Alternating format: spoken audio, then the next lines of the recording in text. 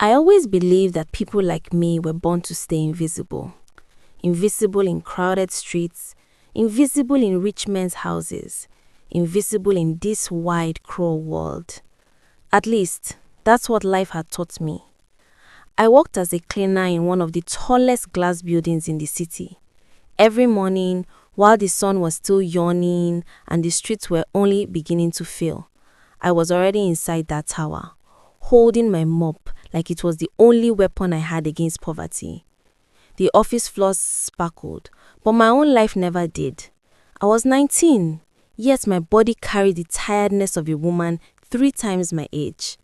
My back ached from bending, my hands smelt of soap that never seemed to wash away, and my shoes had holes that mocked every step I took. I cleaned silently, listening to the clicks of keyboards, the laughter of secretaries with polished nails, and the deep voices of managers discussing things I couldn't even imagine. No one ever noticed me until that day. Hi besties! Welcome to Tales by Ella. Please subscribe and leave a like for us. It means the world to us. Also share this video to your friends and loved ones and turn on post notifications so you don't miss future videos from us. Thank you as you do so. Sit back and relax as we dive into the story. It was late afternoon. I had been asked to clean the office of Mr. James Carter, the billionaire CEO himself. His office was on the top floor, bigger than my entire apartment. The air smelt of leather and power. The walls were covered with books I would never read and photos of places I would never visit. I kept my head down, mopping the shiny floor. He was at his desk, typing furiously on his laptop, probably making decisions worth billions. I thought he didn't even know I existed. But then, everything changed. "Why do you look so familiar?" His voice was deep, calm, but sharp enough to cut the air. At first, I thought I had imagined it. My hands froze on the mop handle. Slowly, I lifted my eyes, and to my shock, Mr. Carter was staring directly at me. His grey eyes narrowed as if he was trying to solve a puzzle. "Sir?" I whispered, my voice trembling. Nobody in power ever spoke to me unless it was to tell me I had missed a spot.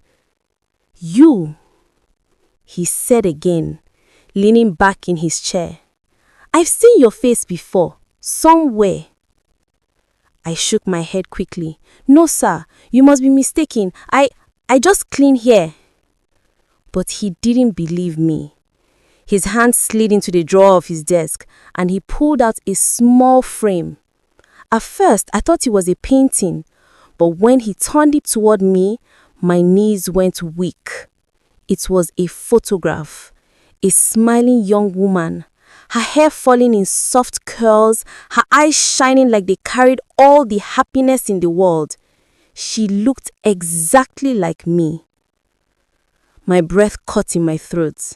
The mop slipped from my hand and clattered to the floor. The sound echoed in the room, but all I heard was my own heart pounding.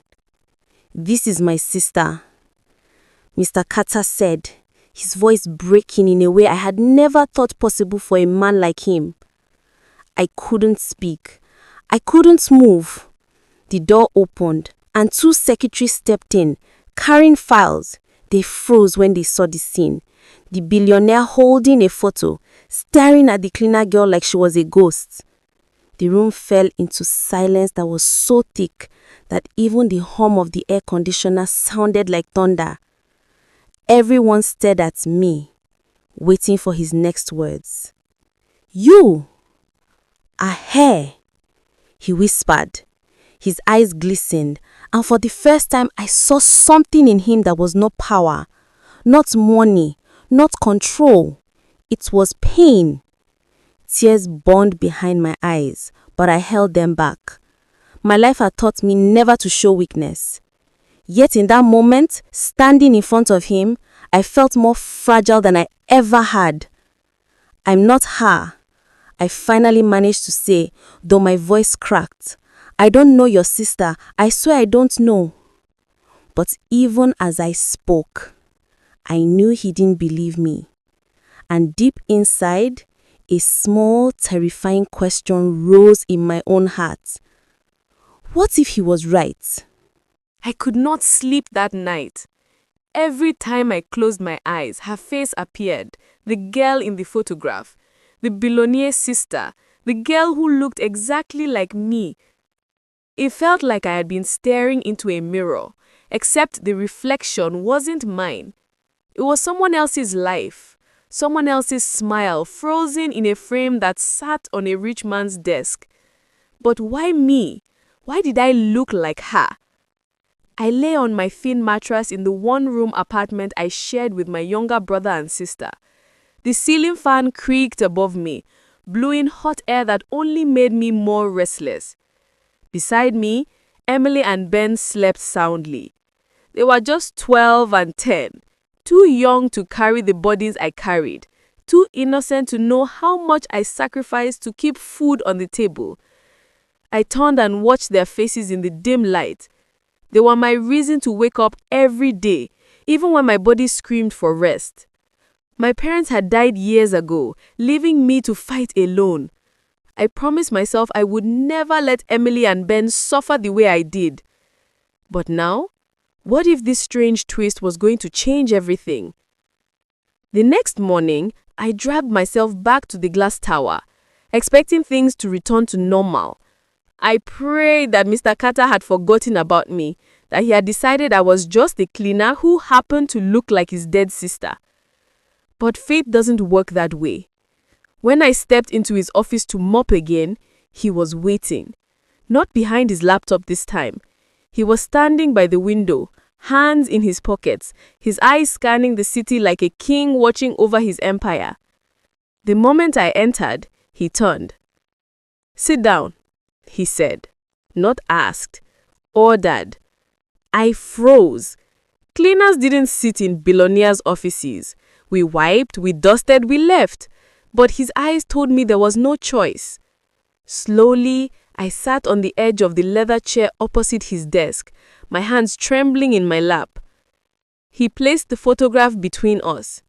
He said, "Her name was Anna, my sister. She was kind, gentle, too good for this world. Then, she was gone." I swallowed hard. My throat was dry. He asked, "Why do you look like her?" His voice was steady, but I could hear the storm behind it. I whispered, "I don't know. I swear, sir, I've never met her." He leaned forward, his eyes narrowing. "You're hiding something." I shook my head quickly.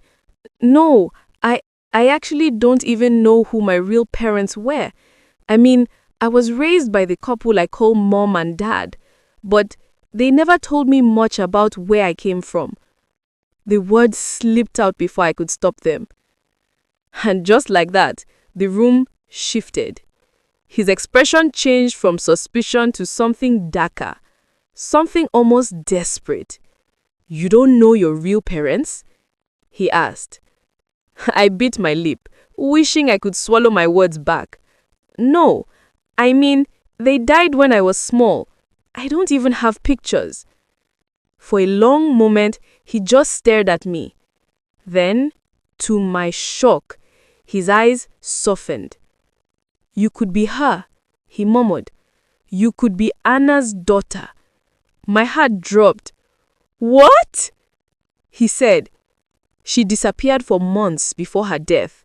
No one knew where she went. When they found her body, there were questions, rumors. What if she had a child? What if that child was hidden? What if—" His gaze locked on me again. "What if that child is you?" My whole body went cold. "No," I whispered, shaking my head. "That's impossible." "Is it?" he pressed. "Look at you. The same eyes, the same smile, even your voice." "Stop!" I cried, jumping to my feet. My chest felt tight, like I couldn't breathe. "You don't understand. I can't be part of your world. I don't belong here." I grabbed my mop and rushed out of the office before he could stop me. My heart pounded all the way down the hallway, past the curious stares of workers who had heard the commotion. By the time I reached the bathroom, I collapsed against the sink, shaking. My reflection in the mirror mocked me. Who was I? A poor girl with nothing but debts and responsibilities, or something else, someone tied to a past I never knew? The questions clawed at me, but I didn't want answers. Answers could destroy the fragile little life I had built for Emily and Ben. I thought I could run from it, hide, pretend nothing had happened. But that night, when I returned home, there was a black car parked outside my building. A driver in a suit stepped out and handed me an envelope. Inside was a note in Mr. Carter's handwriting. Tomorrow, 10 a.m., my office. Don't be late. We need to talk about the truth. And tucked inside the envelope, a photograph. Not of his sister this time. Of me. A picture taken when I was a child, no more than 5 years old, standing in a park I didn't remember. My hand shook so badly I almost dropped it. How did he have this? Where did it come from? My stomach turned. Something was terribly wrong. Was my whole life a lie?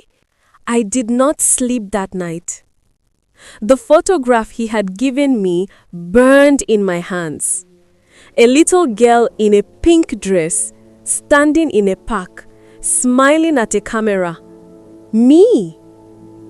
But I had no memory of that day. I kept asking myself the same questions. How did Mr. Carter get this picture? Why did he care so much? Could he be right? By morning, I was trembling with fear, but also with something else, curiosity. Deep down, I knew I had to face him. So, at 10 a.m., I walked into the tallest glass tower again. My uniform felt heavier that day, like the fabric itself carried the weight of my past. When I reached his office, the secretary didn't even ask questions. She opened the door for me, as if she had been expecting me.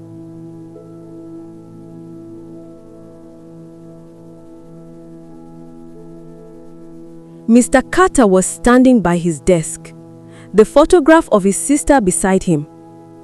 His eyes lit up when he saw me, but not with power this time, with hope. "You came," he said quietly. "I just want answers," I whispered, clutching the envelope against my chest. He nodded, "And I'll give them to you. Sit." I obeyed, my heart racing. He pulled out a folder from his desk. Inside were documents, yellowed with time, birth certificates, hospital papers, adoption forms. He placed them in front of me one by one. My hand shook as I looked. My name, my date of birth, but the section for mother made my blood run cold. Mother, Anna Carter. I gasped, covering my mouth. My eyes filled with tears I couldn't hold back. No, this can't be." "It is," he said, his own voice breaking. "She was my sister. She disappeared for months. When she came back, she refused to tell us where she had been. She looked tired, sick, and then she died. We never knew why. But before she passed, she left something in a sealed envelope. I never opened it. I was too afraid. Until yesterday, when I saw you."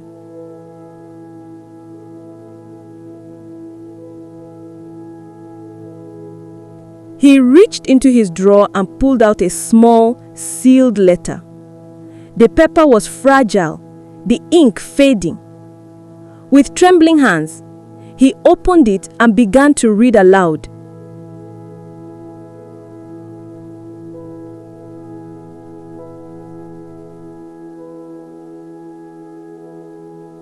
If you are reading this, it means I could not survive. I had to hide the truth. I had a child. Her name is Lily. Please, if you ever find her, protect her. Don't let her suffer for my mistakes. She is innocent. She deserves love. By the time he finished, tears were streaming down my face. My chest hurt so badly, I could hardly breathe.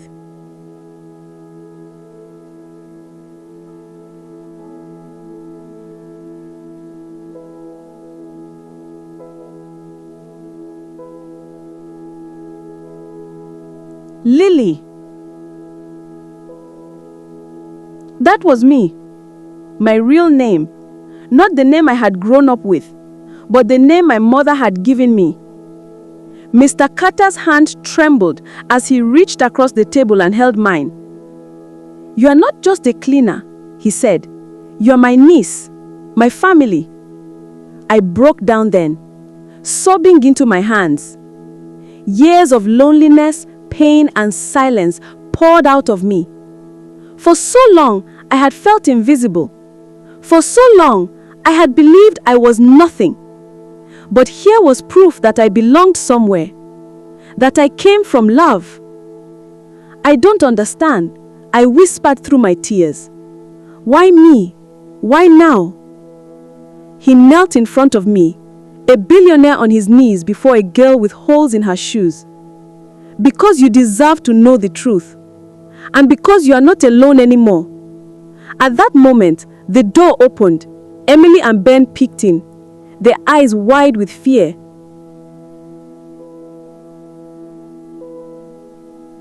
They had followed me, worried about where I was going. Who are you talking to? Ben asked softly. I turned to them, my heart swelling with love.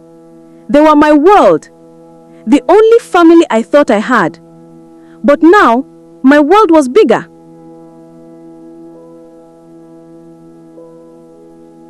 Mr. Carter stood and faced them. I am your uncle, he said gently.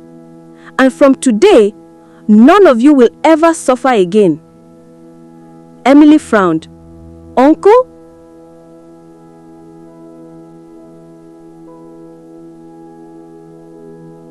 I pulled them close, hugging them tightly. Yes, we are not alone anymore. We have family. For the first time in years, I felt safe, truly safe.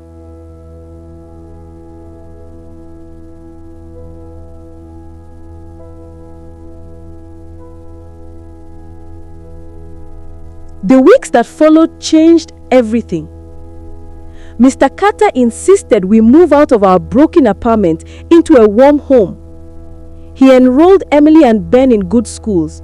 He encouraged me to continue my education.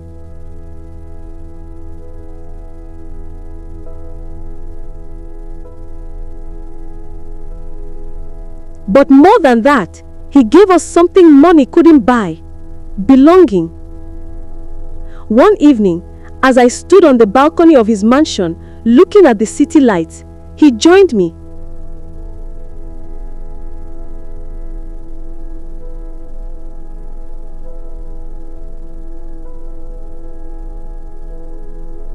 You know, he said quietly, the day you walked into my office, I thought I was seeing a ghost. But now I realize something else. You weren't a ghost. You were hope.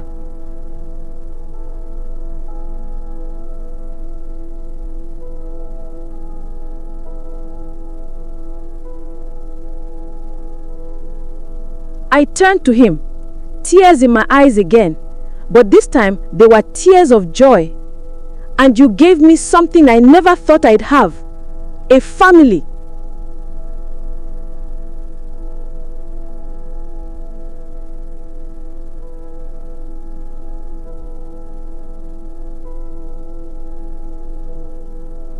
He smiled, the kind of smile that carried both sorrow and healing.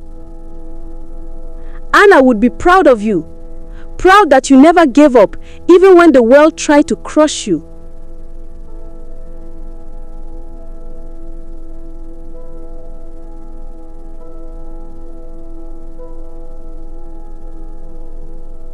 I looked up at the sky then, imagining my mother somewhere beyond the stars, watching me. For the first time, I didn't feel broken. I felt whole.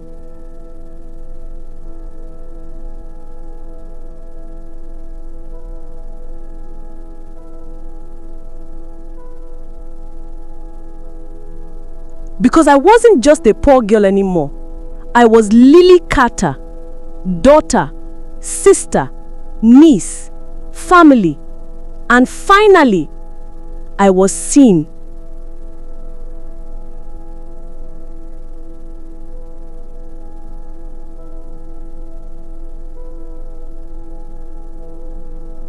Thank you for watching.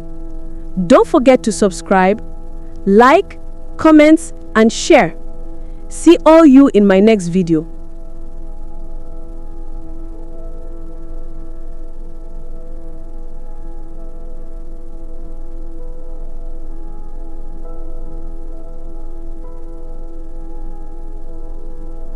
Thank you for watching. Don't forget to subscribe, like, comment, and share. See all you in my next video.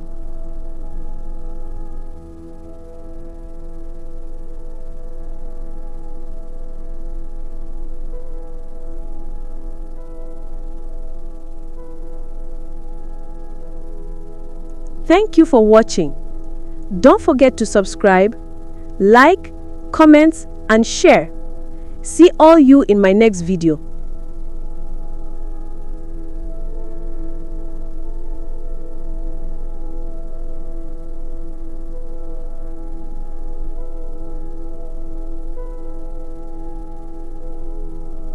Thank you for watching.